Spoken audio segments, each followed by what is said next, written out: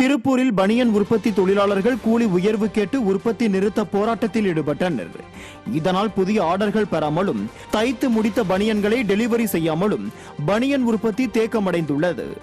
ஒப்பந்த அடிப்படையில் power table நிறுவனங்கள் மூலம் பணியாற்றும் தொழிலாளர்களுக்கு 4 ஆண்டுகளுக்கு ஒருமுறை 7 விழுக்காடு கூலி உயர்வு வழங்க வேண்டும் என நிர்ணயம் செய்துள்ளது.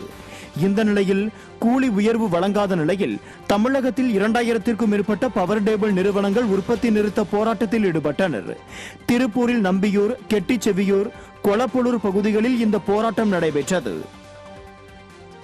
விடியா திமுக முன்னாள் அமைச்சர் செந்தில் பாலாஜிக்கு எதிரான சட்டவிரோத பணப்பரிமாற்ற தடை சட்ட வழக்கில் சாட்சி விசாரணையை தொடரலாம் என சென்னை உயர்நீதிமன்றம் உத்தரவிட்டுள்ளது.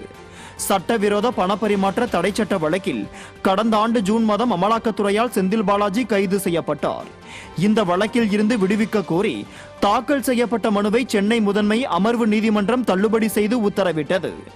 இதனை எதிர்த்து சென்னை உயர்நீதிமன்றத்தில் மேல்முறையீடு செய்யப்பட்ட வழக்கு விசாரணைக்கு வந்தபோது அமலாக்கத்துறை சார்பில் தொடரப்பட்ட வழக்கில் செந்தில் பாலாஜிக்கு எதிராக குற்றச்சாட்டுகள் பதிவு செய்யப்பட்டு விட்டதாகவும் சாட்சி விசாரணை துவங்கிவிட்டதாகவும் தெரிவிக்கப்பட்டது. இதைத் தொடர்ந்து இந்த வழக்கின் சாட்சி விசாரணை ஆகஸ்ட் மாதம் 28ஆம் தேதிக்கு ஒத்திவைக்கப்பட்டுள்ளது.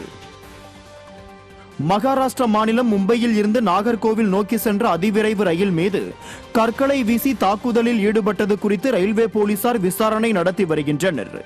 மும்பையில் இருந்து நாகர்கோவில் சென்ற அதிவிரைவு ரயில் திருவள்ளூர் மாவட்டம் திருத்தணி ரயில் நிலையம் வரும்போது ரயில்வே குடியிருப்பு அருகே நின்ற மர்ம நபர்கள் B3 பெட்டியின் மீது கற்கள் எறியப்பட்டதில் ஜன்னல் கண்ணாடி உடைந்தது. இது குறித்து ரயில்வே போலீசார் மேற்கொண்ட முதற்கட்ட விசாரணையில் இந்த பகுதி அரசு பள்ளி மாணவர்கள் கல்லெறிந்து கண்ணாடிகளை உடைத்திருப்பது உறுதியாகி இருப்பதாகவும் மாணவர்களை தேடி வருவதாகவும் தெரிவித்துள்ளனர்.